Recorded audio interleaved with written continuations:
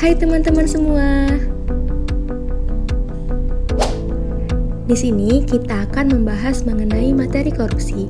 Yuk simak videonya. Apakah teman-teman tahu, korupsi adalah permasalahan serius yang dapat merusak bangsa ini?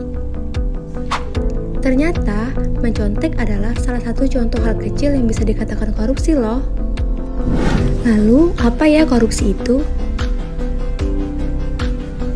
Korupsi adalah suatu bentuk ketidakjujuran atau tindak pidana yang dilakukan oleh seseorang atau suatu organisasi yang dipercayakan dalam suatu jabatan kekuasaan untuk memperoleh keuntungan tertentu.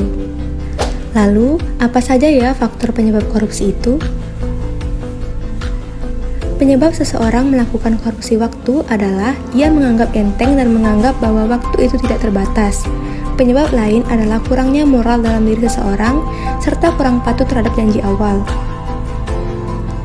Adapun faktor penyebab korupsi uang, barang, dan jasa yaitu ada dua, yaitu faktor internal dan faktor eksternal.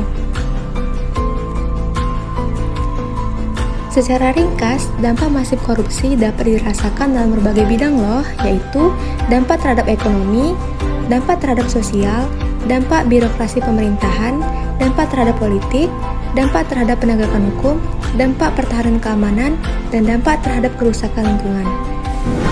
Lalu, bagaimana pencegahan perilaku korupsi itu? 1. Penanaman kejujuran sejak dini. 2. Kedisiplinan dan taat pada hukum yang berlaku. 3. Kesadaran mengutamakan kepentingan umum di atas kepentingan pribadi. Yang keempat, penerapan pajak kekayaan yang tinggi. Dan yang kelima, hidup sederhana dan bersyukur. Say no to corruption. Terima kasih, semoga videonya bermanfaat ya.